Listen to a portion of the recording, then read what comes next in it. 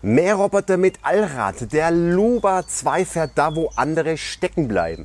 Steigungen bis über 38 Grad. Nie wieder Begrenzungsdraht, optional sogar ohne RTK und die Navigation mit GPS über die SIM-Karte. 2 Mähwerke, integrierte KI, GPS und so weiter und so fort. Wir schauen uns heute in diesem Video mal das Flaggschiff von Mamauschen, den Luba 2, mal genauer an. Und wen das interessiert, der sollte sich dieses Video echt mal anschauen. Servus und herzlich willkommen bei Gipfelholz. Ich bin der Jens und ja, wir schauen uns heute diesen Luba mal genauer an. Wir wollen ihn auch vergleichen mit dem Vorjahresmodell, mit dem 2024, was es für Neuerungen gibt, wie er sich im Gelände verhält und für wen der ganze Luba 2 aus 2025 gedacht ist. Ich würde sagen, wir starten gleich rein ins Video und schauen uns den Luba einfach mal im Detail an. Fangen wir erstmal an mit dem Luba Mini, und zwar habe ich den links daneben mal gestellt, um einfach mal zu sehen und euch zu zeigen, weil den Luba Mini, den habe ich ja erst letztens vorgestellt. Das Video kann ich euch gerne noch einmal verlinken in der Videobeschreibung oder oben in der Ecke. Aber ihr seht es schon von der Größenunterschied her. Wir haben ja beim Luba 2 Mähwerke, wir haben beim Luba Mini nur ein Mähwerk drin und er ist natürlich deutlich für deutliche kleinere Gärten gemacht als der Luba 2.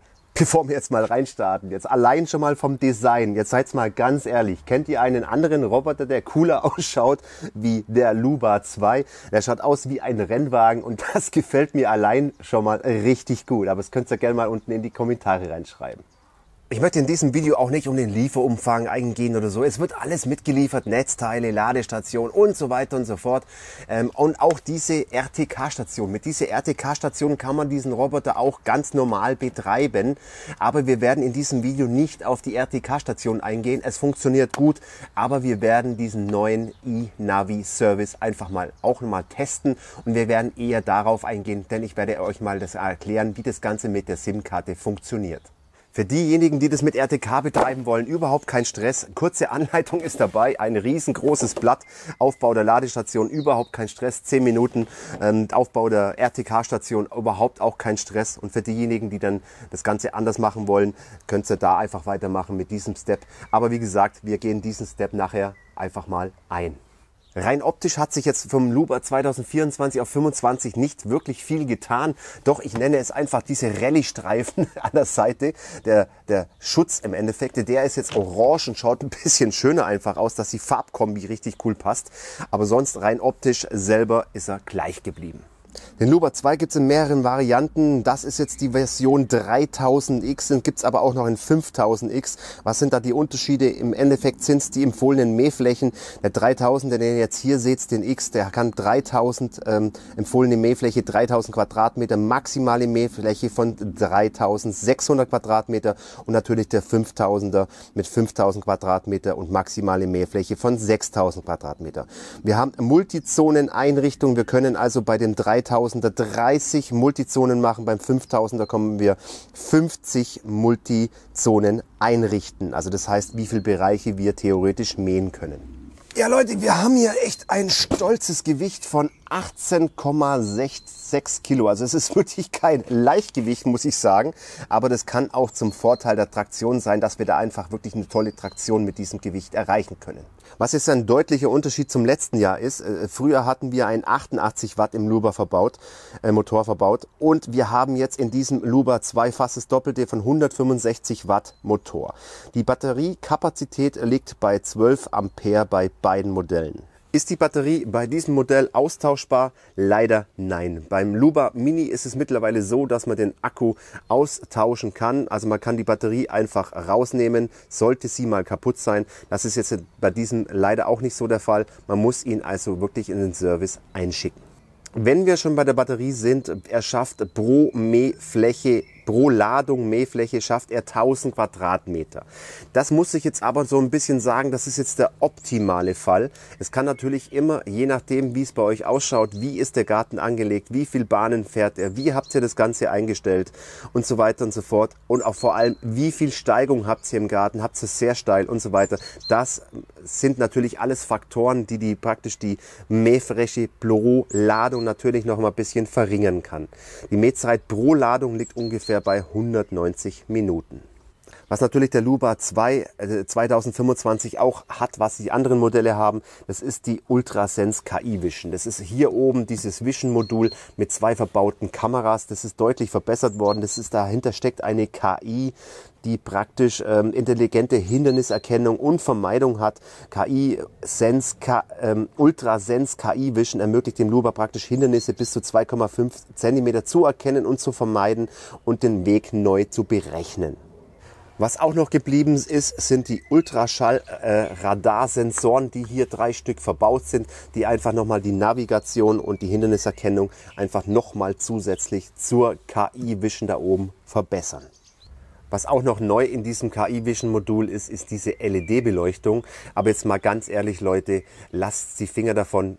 Das ist normalerweise gedacht, dass der Roboter nachts fahren kann und dass die KI-Vision dann auch alles richtig erkennt. Aber ein Mähroboter hat nachts einfach auf dem Rasen nichts verloren. Da sind zu viele Tiere unterwegs. Deshalb lasst einfach die Finger von, um den Roboter nachts fahren zu lassen. Ebenso geblieben ist hier dieser Bumper, den wir noch zusätzlich haben. Das ist ein Stoßbumper. Das heißt, sollte er dann doch irgendwo dagegen stoßen, ist ein Drucksensor dahinter, dass der Roboter dann praktisch nicht gegen dieses Objekt weiterhin fährt. Natürlich dürfen wir unsere Omni-Wheels auch nicht mehr wieder vergessen. Die haben sich Gott sei Dank auch nicht geändert, denn diese Omni-Wheels sind seitliche Rollen, damit der Roboter einfach auf der Stelle drehen kann, ohne den Rasen groß zu beschädigen. Ihr seht jetzt hier nochmal die kleinen Stoßdämpfer, die da drin haben. Das ist also praktisch so eine Art Schwingachse. Ihr seht, die ganze Achse kann mitschwingen und dadurch werden auch natürlich kleine Unebenheiten im Rasen oder Steine oder so einfach schön abgefedert. Schauen wir uns mal die Oberfläche an. Hier seht ihr noch mehr diese 2 kleinen Punkte. Das sind diese Regensensoren. Das heißt, man kann den Luba so einstellen, dass es, wenn es regnen sollte und da Wasser drauf kommt, dass er automatisch in seine Ladestation fährt. Ihr seht jetzt hier noch die Folientastatur, um das Ganze manuell nochmal zu bedienen hier. Und noch ein Nottaster, sollte mal was sein, um draufdrücken zu können, damit er sofort stoppt. Auf der Rückseite seht ihr noch den Sicherheitsschlüssel, den müsst ihr stecken. Ohne diesen Sicherheitsschlüssel funktioniert der Luba nicht. Das wäre natürlich auch noch ein, ja, ich sage jetzt mal ein kleiner Diebstahlschutz. So, da ist noch die Öffnung für die SIM-Karte drin. Ich kann es euch jetzt leider aber nicht beantworten, warum, ob wir da noch zusätzlich eine SIM-Karte reinstecken. Denn der Luba 2 aus 2025 hat natürlich ein verbautes, festes SIM-Kartenmodul schon drin, um den eNavi-Service nutzen zu können. Jetzt schauen wir uns mal die Unterseite des Lubas an. Da hat sich dann schon was geändert und zwar zum letzten Jahr. Wir hatten nur 4 Messer auf jeder Seite. Wir haben mittlerweile 6 Messer auf jeder Seite. Das ist natürlich jetzt für den richtig schönen, sauberen Schnitt umso besser. Das Mähwerk lässt sich von der Höhe, beide Scheiben lassen sich von der Schnitthöhe automatisch in der App einstellen zwischen 25 und 70 mm. Wir haben hier eine Mähbreite von 400 mm, was natürlich schon enorm gut ist im Gegensatz zu einem Mähwerk in der Mitte.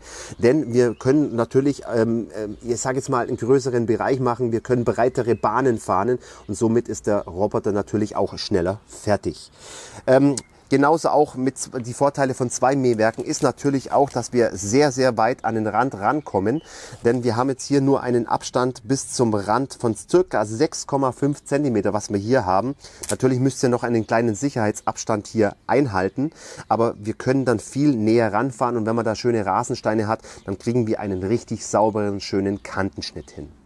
Jetzt hätte ich fast noch was zum Mähwerk vergessen. Das läuft nämlich auch gegenläufig. Also das heißt, das dreht sich so rum, das dreht sich so rum. Und vor allem noch ein kleiner Tipp an euch. Ihr müsst jetzt nicht alle 12 Messer tauschen, wenn diese stumpf sind. Das sind ja Wendeklingen hier.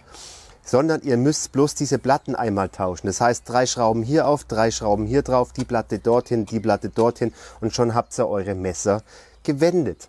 Nur als Tipp. Jetzt kommen wir noch mal ganz kurz auf die Navigation zu sprechen. Den eNavi-Service werde ich euch gleich erklären. Was dem Luba 2 aber so besonders macht, das ist die intelligente Navigation. Es ist also nicht nur ein klassischer RTK-Mäher, der sich dann nur auf diese Satelliten verlässt. Nee, das ist jetzt ganz anders bei ihm. Er kombiniert praktisch das RTK-Signal mit UltraSense AI Vision. Das heißt, konkrete Roboter nutzt Kameras, diese Kameras da vorne und die ganzen Sensoren, die da praktisch noch verbaut sind, um Hindernisse in Echtzeit zu erkennen. Egal, ob das jetzt Bäume sind, Spielzeuge, Tiere, Gartenmöbel und so weiter. Und wenn aber auch kein GPS-Signal ankommt, zum Beispiel unter Bäumen oder ich sage jetzt mal Hauswänden, übernimmt das Ultrasense-System die Navigation und hält den Mäher sicher auf Kurs. Kurz zum Diebstahlschutz, ja, das hat er auch. Wir haben zum Beispiel auch einen Eigentumsnachweis. Das heißt, ihr müsst dieses Gerät auf euren Namen registrieren. Kein anderer kann diesen Roboter dann mehr in dieser App benutzen, außer ihr, weil ihr mit eurem Namen registriert seid. Er hat auch eine GPS-Ortung, heißt, wenn er von seinem Bereich rausgetragen wird, wird er sofort Alarm schlagen. Spätestens dann, wenn der Roboter dann wieder eingeschaltet ist, wird er euch in der GPS-Ortung und in der App genau sagen, wo er sich dann praktisch befindet. Ebenso könnt ihr natürlich unter dem KI-Vision-Modul auch noch so diese AirTags oder so könnt ihr praktisch auch nochmal verstecken, um noch zusätzlich einen Diebstahlschutz zu haben für die Ortung. Jetzt sprechen wir mal kurz nochmal den eNavi-Service an. Was ist das genau? Mamotion nutzt den innovativen eNavi-Service, um zentimetergenaue Positionierung ohne RTK und Basisstation zu ermöglichen. Was ist das genau? Das eNavi-Service ist ein cloud-basierter Positionsdienst, der praktisch exakte Standortdaten des Mähers direkt über das Mobilfunknetz bezieht. Dadurch entfällt natürlich die Notwendigkeit für eine zusätzliche Basisstation oder eine RTK-Antenne. Dieser eNavi-Service ist jetzt in diesem Jahr 2025 noch kostenlos. Er wird aber dann nächstes Jahr dann einfach Geld kosten. Zum Zeitpunkt des Videodrehs war es zum Beispiel für ein Jahr 49 € für diese SIM-Karte, die ihr dann praktisch benutzen könnt. Ich finde es jetzt nicht ganz so teuer, wenn man es auf einen Monat umrechnet, liegt bei roundabout ein bisschen mehr über 4 €. Also das finde ich noch in Ordnung. Aber wie gesagt, ihr müsst das Ganze nicht nutzen und es ist auch keine Abo-Falle, was die meisten meinen irgendwo. Nein, ihr könnt diesen Dienst jetzt erstmal testweise bis Ende des Jahres testen und ihr müsst es verlängern. Das heißt nicht, dass es automatisch irgendwo eingebucht wird. Nein, ihr müsst draufklicken und sagen, ja, ich verlängere jetzt diesen Dienst. Also ist es damit keine Abo-Falle und man muss es dann jedes Jahr auch wieder aktivieren. Natürlich wäre es sinnvoll, dass ihr euch eine zweite Ladestation besorgt, wenn ihr da so einen Bereich habt, der da weiß Gott wie viel Kilometer entfernt ist, damit ihr euren Luba nachladen könnt. Aber aktuell ist es noch nicht der Fall, dass wir diese Ladestation in die Kartierung bzw. in die Karte mit aufnehmen können, damit der Luba automatisch nachladen kann. Aktuell ist es noch so der Fall, dass wir diesen Luba manuell in diese Ladestation stellen müssen. Aber ich bin gerade mit Mamotion noch am Schreiben, damit es da vielleicht auch in der Software in Zukunft eine Änderung gibt und wir die Ladestation mit in diese Kartierung und mit in diese Karte mit aufnehmen können, damit er automatisch laden kann. Ich habe diesen eNavi-Service aber schon mit dem Luba Mini schon versucht und habe dort einen zweiten Bereich, der wirklich Kilometer weg war, habe ich schon angelegt und es funktioniert echt top. Und wen das interessiert, wie das funktioniert, der kann sich gerne nochmal dieses Video vom Luba Mini einfach nochmal anschauen. Kann ich euch da oben oder unten in der Videobeschreibung verlinken. Aber ich kann euch verraten, es funktioniert echt super. So, meine Lieben, ich glaube, ich habe wirklich jetzt genug geredet. Wir werden jetzt endlich in den Praxistest gehen. Ich werde zu meinem Kumpel fahren, der hat echt ein super schönes Grundstück, ein schönes großes mit Rasenstein, mit allem drum und dran. Aber jetzt kommt das Wichtigste. Er hat einen Sichtschutzwall hat er in seinem Garten. Der hat bis zu 93% Steigung an der steilsten Stelle. Wir wollen einfach mal schauen, ob der Luba und inwieweit der Luba dort klarkommt mit dem Mähen dieses Sichtschutzwalls. Also lasst euch überraschen, ich fahre los und wir sehen uns gleich wieder. Apropos, ich werde dann auch dort an diesem Grundstück den eNavi-Service von Mamotion einfach mal nutzen. Also ich werde auch keine RTK-Station aufbauen. Jetzt habe ich fast noch was vergessen und zwar gibt es ja auch noch Zubehörteile. Ihr seht jetzt hier gerade einen, wie nenne ich es, nicht Carport, sondern einen Mähport. Und das kann man natürlich auch noch dazu bestellen. Passt für alle anderen Modelle genauso. Werde ich euch natürlich alles unten in der Videobeschreibung einfach nochmal verlinken. Ebenso werde ich euch die ganzen Mähroboter von Mamotion auch nochmal verlinken. Und natürlich auch die anderen Videos. Ich habe schon andere Videos gedreht. Die werde ich euch auch noch unten in der Videobeschreibung verlinken. So, liebe Leute, ich bin jetzt hier bei meinem Kumpel angekommen und ihr seht hier gerade diesen riesengroßen Sichtschutzwall im Endeffekt. Ich habe jetzt mal die Wasserwaage ausgepackt und an der steilsten Stelle am Wall haben wir, könnt ihr das lesen, 93,4% und das sind umgerechnet 43,05 Grad. Das ist eine heftige Steigerung, weil Mamotion sagt ja nur bis 80,6, also wir sind da schon mal drüber und wir werden mal schauen nachher, ob er das wirklich dann auch packt. Also Leute, ihr seht schon selber, das Hochlaufen ist schon schwierig, aber wir werden jetzt einfach mal durchmessen. Ja, 74. 83,9. Und hier haben wir 82,1. Also ihr seht schon, ist mordssteil. Aber jetzt werden wir natürlich erstmal den Luber einrichten und ich sage jetzt mal, ich erkläre es euch nochmal, wie das alles mit den Kartierungen geht und so weiter und so fort. Das werden wir jetzt alles machen. So Leute, ihr seht diesen Wall hier hinten, den werden wir nachher bemähen, aber wir wollen das Video so kurz wie möglich halten. Also so kurz wie möglich. Wir haben es jetzt mal hier provisorisch aufgebaut. Die Prioritäten werden wir heute setzen auf die eNavi-System, was Mamotion anbietet. Also das Ganze ohne RTK-Station werden wir hier benutzen. Und natürlich die Priorität der Garten und natürlich dann nachher der Wall, weil das wird das Wichtigste sein. Ihr müsst jetzt eigentlich nicht viel machen. Ihr müsst euren Luber nur mit Bluetooth einfach mal mit dem Handy verbinden. Ihr seid jetzt in der App drin. Am besten verbindet ihr es auch noch das erste Mal mit WLAN, damit ihr einfach ein Update fahren könnt von dem Luber. Den Updates würde ich euch auf jeden Fall empfehlen. Für alle, die den eNavi-Service nutzen wollen, die müssen in die Einstellungen gehen oder klickt da oben einfach mal auf dieses 4G da oben. Ich habe schon eingestellt. Und zwar, hier seht ihr das Positionsmodus der eNavi-Service. Der muss hier eingestellt werden. Ihr seht jetzt eNavi-Service, ihr seht Antenne über Internet und Antenne über Datalink. Antenne über Datalink wäre dann praktisch die RTK-Station. Also wie gesagt, ihr müsst das eNavi nicht benutzen. Aber das Gute ist daran ja, dass wir dieses eNavi auch mit 4G betreiben können, sprich mit SIM-Karte, aber auch mit WLAN betreiben könnt. Hier könnt ihr es dann umstellen. Aber wir haben ja auf 4G eingestellt. Leute, ihr müsst jetzt nur auf Karte kartieren klicken, dann seht ihr das hier. Ihr seht jetzt links und rechts einfach diese Joysticke, da könnt ihr das Ganze damit rumsteuern, den Luber. Gar kein Stress, ihr müsst jetzt auf Aufgabenbereich kartieren beginnen. Ich lasse es dann euch im Schnelldurchlauf mal durchzeigen. Wir werden jetzt hier 4 Bereiche anlegen in diesem Garten und werden mehrere No-Go-Zonen anlegen. Wir werden aber nicht die Auto-Mapping Kartierung machen, die automatische Kartierung, sondern wir werden wieder die Methode 1 anwenden. Die gefällt mir einfach besser. So, Start und jetzt fährt der Luber aus seiner Ladestation raus und wir können jetzt einfach dann loslegen mit der Kartierung. Aufgabenbereich Kartieren beginnen.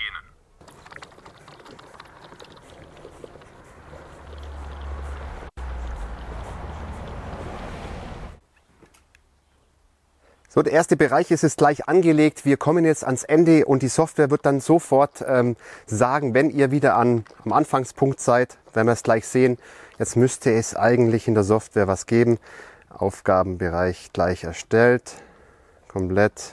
Ja, jetzt könnt ihr einfach nur auf Speichern klicken, nochmal Speichern klicken. Und jetzt seht ihr gerade den ersten Bereich, der wurde jetzt von uns schon mal angelegt. Das heißt, wir werden jetzt nochmal den zweiten Bereich, den dritten und vierten Bereich anlegen. Aber das muss ich euch jetzt nicht mehr zeigen. Das seht ihr nachher auf der Karte. Und natürlich, wenn ihr No-Go-Zonen erstellen wollt, geht ihr hier auf Erstellen und grenzt praktisch die Sachen aus, die ihr ausgegrenzt haben wollt.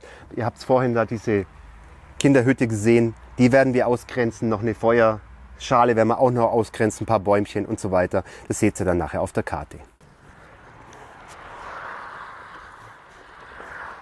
Kartierung ist fertig. Ihr seht es jetzt gerade. Ich blende es euch ein. Hier seht ihr die ganzen Bereiche. Wir haben jetzt hier 3 No-Go-Zonen, 4 No-Go-Zonen und wir haben 4 Bereiche angelegt. Warum 4 Bereiche? Ganz einfach, der erste Bereich wird auch ganz anders gemäht. Der zweite Bereich da hinten in der Ecke, da wächst das Gras ein bisschen schlechter. Der wird nur ein- oder zweimal oder einmal die Woche vielleicht gemäht oder länger sogar noch.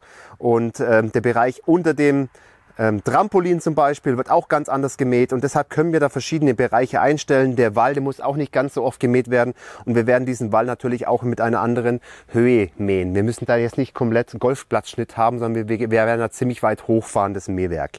Und deshalb sind diese verschiedenen Bereiche angelegt. Wir werden jetzt aber erstmal den ersten Bereich einfach mal losschießen. Ihr müsst es praktisch nur auf diesen Bereich klicken. Ich zeige es euch hier und da haben wir jetzt 326 Quadratmeter. Und jetzt können wir in die Einstellungen gehen. Also wir gehen in die Einstellungen drin, wir machen die Schnitthöhe, die bleibt bei diesem 25 mm Mähgeschwindigkeit, da können wir definitiv ein bisschen schneller gehen. Machen wir bei diesem Bereich, machen wir 0,5, machen wir einfach mal, probieren wir es mal mit der Geschwindigkeit. Bahnabstand werden wir auch ein bisschen breiter gehen wir auf 30. Also das heißt, sind wir auch ein bisschen schneller fertig. Wir haben einen 40er Mähbereich. Aber wir lernen das Ganze 10 cm einfach überlappen. So, dann Schnitt, Bahn, Winkel, Benutzer definiert. Da machen wir aber optimal. Da wird dann die Software das Ganze optimal einstellen. Wir werden es jetzt gleich mal sehen. Mehr Schnittbahn wurde nach Schachbrett. Können wir auch alles jetzt wirklich komplett verstellen, wenn wir wollen. Wir können auch so ein Schachkurs machen und so weiter. Können wir alles einstellen. Müsst ihr selber mal ein bisschen rumspielen. Modus für die Hinderniserkennung ist ganz wichtig. Aus bitte nicht schalten. Standardmäßig ist es auf Standard eingestellt und wir werden nachher auch mit diesen Standardeinstellungen werden wir unseren Igel-Test wieder machen. Denn ihr wisst ja, Igel-Test ist einfach wichtig, dass ihr keine Igel übermäht. So, Empfindlichkeit könnte ich hier auch noch einstellen. Das heißt aber, dass er dann auch wirklich, ja, so wirklich empfindlich gegen sehr, sehr viel ist, auch gegen Büsche und so. Wir lassen es auf Standard. Gut, No-Go-Zone, den wollen wir natürlich mähen. Wir haben aber hier angelegt und wir werden jetzt einfach mal losschießen mit dem Mähen und sagen dem Luba Start und lassen ihn einfach mal mähen. Ihr seht jetzt auf der Karte, wir machen da hier zweimal Umfang mähen, das macht er aber am Schluss. Er wird es irgendwo in einem Bereich, wird er dann einfach mal starten, wird sich das Mähwerk automatisch einstellen und wird dann loslegen mit Mähen. Leute, was mich brennend interessiert, ist der Igel-Test. Ich habe hier einen Igel und den werden wir jetzt aber einfach mal hinlegen, wie gut die KI das Ganze erkennt. Also, wo wird er fahren? Wird er circa hier fahren? Oder? Jawohl, er kommt. Ich gehe zur Seite. Und jetzt bin ich mal gespannt, was mit unserem Igel passiert. Seht ihr? Richtig schön fährt er jetzt aus dem, bremst sofort ab und umfährt diesen Igel. Also das funktioniert echt schon mal super toll. Daumen nach oben. Fährt rum und fährt dann wieder in seine Bahn zurück. Perfekt. Und es ist wirklich noch, ihr seht es gerade, wirklich absolut noch genug Abstand zum Igel. Die Kinder lassen auch manchmal ihr Spielzeug legen. Schauen wir mal, was er macht mit diesem halb so hohen Hai. Ah, guck, er erkennt sogar diesen Hai. Also, Spielzeug ist auch gesichert und es ist nur halb so hoch wie der Igel.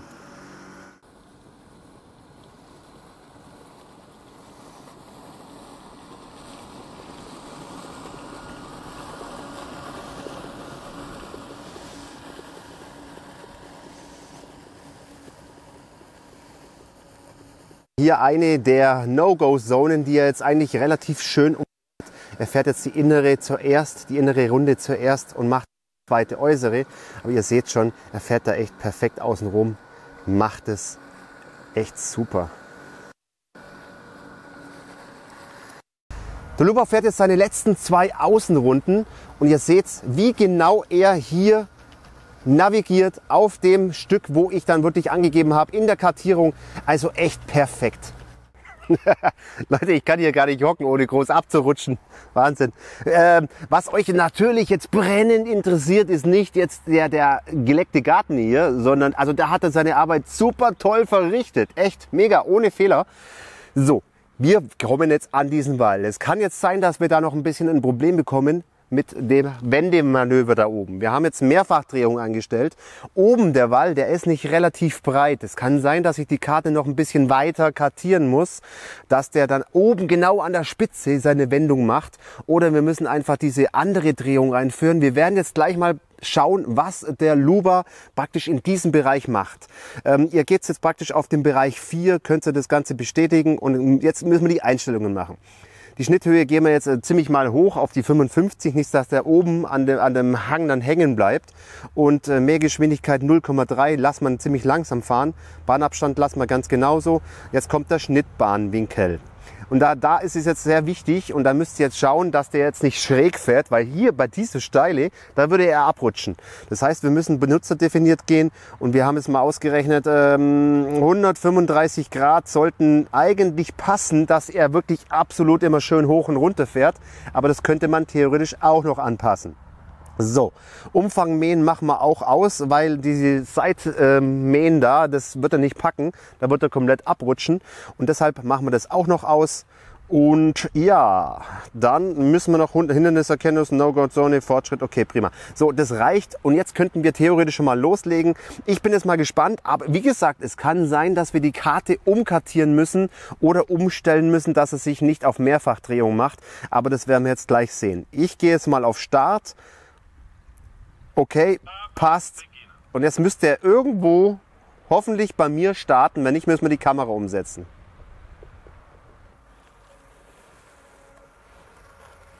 Er fährt hoch, er fährt hoch, er fährt hoch. Oh, Leute!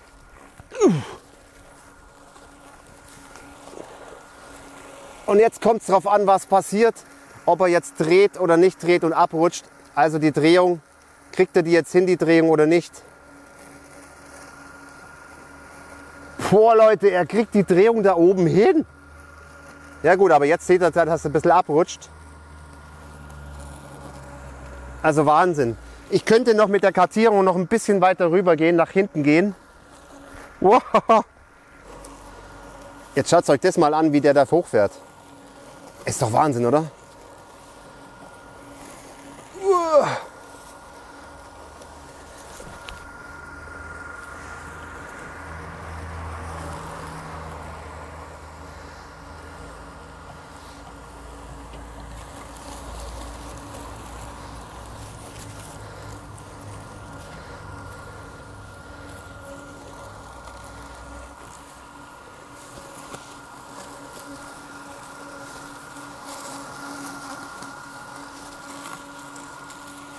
So Leute, jetzt an einer Stelle, da steigt er komplett aus, das schafft er nicht mehr, unser Luba. Ihr könnt diese Steile gerade nicht erkennen, aber ich zeige es euch jetzt gleich auf der Wasserwaage, die wir hingestellt haben. Hier kommt er nicht mehr hoch, soll er ja auch nicht mehr, weil er nur bis 80,6 schafft. Also hier schaltet er ab, fährt mal zurück und ich zeige es jetzt euch mal, warum. 94,6, 7 zeigt er immer an. Und das ist natürlich schon zu heftig, da steigt er aus, muss er ja auch nicht mehr können, aber das war jetzt einfach nur mal ein Test für uns, ob er das annähernd vielleicht schafft. Ja. Boah,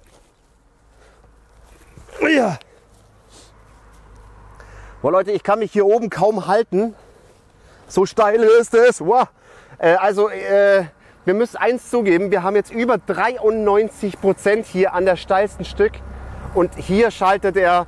Das packt er doch nicht mehr ganz. Müssen wir zugeben, Motion gibt ja nur 80,6 an. Aber ihr seht es jetzt mal, obwohl, jetzt hat er es gerade gepackt, in der letzten Bahn hat er ein bisschen abgebrochen. Jetzt kommt er gerade hoch, was mich jetzt gerade ein bisschen wundert. Aber hier ist das steilste Stück. Und ich kann mir hier selber nicht mal stehen, hier groß. Aber richtig gut. Probiert es nicht aus, also die 93,6 sind doch ein bisschen, oder 93, noch was, sind doch ein bisschen zu steil für ihn. Aber den anderen Rest sind deutlich über 80%, packt er. So, wir machen jetzt mal ein kurzes Zwischenfazit, Hangzwischenfazit. Ganz ehrlich Leute, wir haben jetzt hier locker eine Steigerung gehabt von 83%, die packt er noch. Motion gibt nur bis 80,6% einfach an. Lasst es einfach dabei. Alles andere ist einfach nur übertrieben. Er ist komplett ausgestiegen bei roundabout ab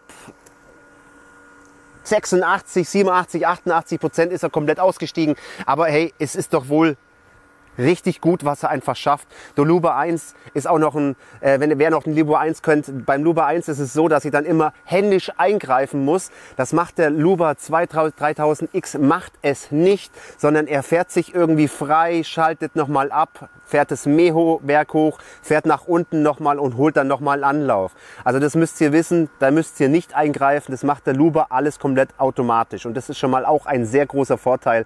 Aber ich finde es einfach nur sowas von faszinierend, wie das kleine Ding hier sich da einfach hier so hoch kämpft, wo ich dann sogar echt Probleme habe zum Hochlaufen. Also Leute, absolut Daumen nach oben.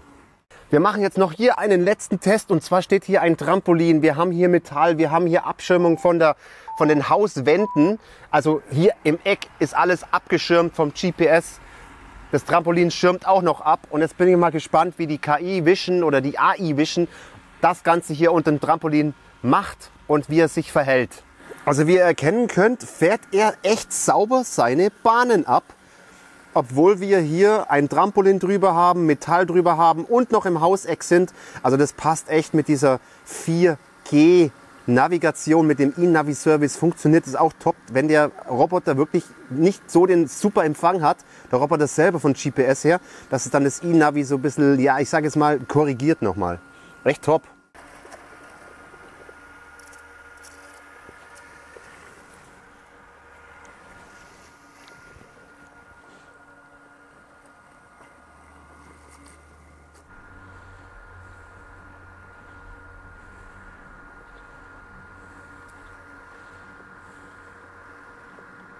Jetzt sind wir wieder zurück in unserem heimischen Garten und jetzt würde mich mal eure Meinung einfach interessieren. Also ich bin beeindruckt. Was sagt ihr dazu? Schreibt es doch einfach mal in die Kommentare unten rein. Jetzt möchte ich auch noch mein Resümee zu diesem Garten und zu den Ergebnissen euch mitteilen. Also ich bin richtig positiv begeistert davon, wie gut er alles gemeistert hat. Er hat keinen Fehler gemacht. Er hat alle Hindernisse richtig gut umfahren. Er hat die No-Go-Zonen richtig gut umfahren. Er hat nirgends angeeckt. Gut, es war jetzt ein relativ guter geleckter Garten, sage ich immer dazu. Wir haben sehr, sehr schöne Rasensteine und wir konnten auf den Rasensteinen super genau fahren. Und das ist das Faszinierende dran mit diesem eNavi-Service von Mamotion. Das funktioniert so gut mit dieser 4G-SIM-Karte. Mega, also ihr habt es gesehen, er ist genau auf den Rasensteinen gefahren und hat keinen Versatz gehabt, ein paar Zentimeter, wie auch immer. Und es hat super funktioniert. Der Eagle-Test genauso, mega. Er erkennt Igel perfekt und alles andere, er umfährt es einfach. Die Empfindlichkeit muss natürlich eingestellt werden und Objekte, die wirklich super, super klein sind, unter 2 oder 2,5 Zentimeter, erkennt er natürlich echt schwieriger. Da müsst ihr ein bisschen aufpassen. Aber es kann ja nicht sein, dass der Mähroboter, wenn da ein Blatt liegt oder so, dass der Mähroboter jedem kleinen Blatt ausweicht. Das wollt ihr ja im Endeffekt auch nicht. Das Einzige, was er nicht gepackt hat, und das sollte er eigentlich auch nicht wirklich packen, war diese krasse Steigung, die wir an diesem Wall da einfach hatten. Die meisten Punkte hat er abgefahren, aber eine Stelle, die ist einfach definitiv zu steil gewesen. Ihr habt es gesehen, wie steil das Ganze war. Und da ist der Luba 2 einfach ausgestiegen. Aber dafür ist er nicht gebaut, dass er so eine krasse Steigung schafft. Er schafft über 80% ohne Probleme.